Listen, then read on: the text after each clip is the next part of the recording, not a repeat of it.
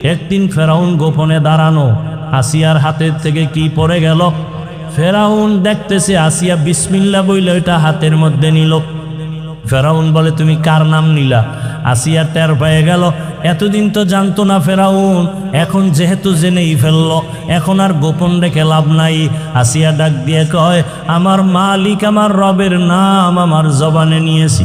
ফেরাউন ডাক দিয়ে কয়, মিশরের তো রব আমি, তুমি আবার কোন রবের নাম নিয়েছো? আসিয়া কয়, জানো না রে ফেরাউন, তোমার যিনি বানাইছেন তিনি আমার রব। ফেরাউন বলে, সর্বনাশ করলা, তুমি আমার স্ত্রী হইয়া যদি আমারে রব না বলো, খোদা না বলো, আমার খোদাগিরির মূল্য থাকে না। মিশরের মানুষ জানতে পারলে সি সি করবে। আসিয়া, তুমি আমার একবার হলেও খোদা মানো। আসিয়া বলে, কল্লা দিব, আমি ঈমান দিতে পারবো না। আবার ফেরাউন বলে, তাহলে তুমি যদি জোরে না বলো, আস্তে আস্তে আমার কানে কানে একবার স্বীকার করো। আসিয়া চোখের পানি ছেড়ে বলে, ও ফেরাউন, দুনিয়ার এই মিশরের মানুষ তোমাকে ফাঁকি দিতে পারে, কিন্তু আমি এমন রবের গোলাম, পানির ভেতরে ডুব দিয়ে কি করি কেউ জানে না। আমার মালিক, ওয়াহুয়া মাআকুম আইনামা কুনতুম। আরে বান্দা যেদিকেই থাকে আমার মালিক সেদিকেই হাজির। আমার মালিকের ফাঁকি দেওয়ার কোনো সুযোগ নাই। আল্লাহ বলেন, ফাআইনামা তুওয়াল্লু ফাসাম্মা ওয়াজহুল্লাহ। আরে বান্দা, তুই যেদিকেই তাকাও সেদিকেই আমার মাওলার কুদরত হাজির। আসিয়া বলে, ফেরাউন, মরিয়া যাব, তোমাকে একবারও খোদা বলে স্বীকার করব না।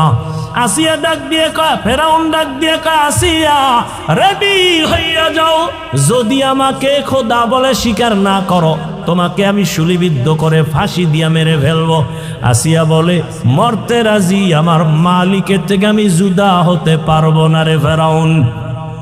ফেরাউন এবার ক্ষিপ্ত হইয়া এত বড় ক্ষমতাওয়ালা আসিয়ার মতো ব্যক্তির খানা বন্ধ করে দিল, বিছানাও বন্ধ করে দিল। এবার তারিখ দিয়ে দিল, আসিয়া যদি এতদিনের মধ্যে আমাকে রব বলে স্বীকার না করে, রেডি করো, ময়দানে ঘোষণা দিয়া দাও, আসিয়ার ফাঁসি হবে। ঘোষণা দিয়া দিল, আসিয়াও মজবুত হয়ে গেল, মরিয়া গেল, আমার মাওলাকে আমি ছাড়ব না। আমি দুনিয়াতে যারে আপন মনে করি, আরে কেউ তো আমার সাথে কবরে যাবে না। আমার ভাই বোন, মা বাবা, টাকা পয়সা, বাড়ি গাড়ি সব আমার থেকে আলাদা হইয়া যাবে। ওই কবরে থাকবে আমার মালিক। ওই আল্লাহকে নিয়েও যদি কবরে যেতে না পারি, আমার উপায় কি হবে? আসিয়া চোখের পানি ছেড়ে আল্লাহর কাছে কান্না করে, আজকে তারিখ হয়ে গেল, আসিয়ার শুলিবিদ্ধ ফাঁসি হবে। আসিয়াকে যখন হাতে পায়ে রশি লাগাইয়া ফাঁসির মঞ্চে নিবে যাচ্ছে, আসিয়া চোখের পানি ছেড়ে কাঁদতেছে। হঠাৎ করে দেখে জমানার নবী মূসা ওই পথ দিয়া হাইটা যায়। আসিয়া ডাক দিয়ে কয়, রে নবী মূসা,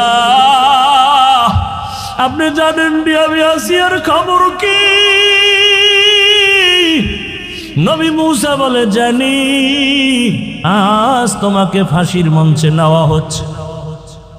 আসিয়া ডাক দিয়ে কয়, নবী মূসা, আপনি তো তুর পর্বতে যান, আমার মাওলার সাথে মাঝে মাঝে কথা বলেন, আমাকে একটু বলবেন না, আমি যে এখন মরতে যাইতেছি, আমার মাওলা এই মুহূর্তে আমার উপরে বেজার না খুশি?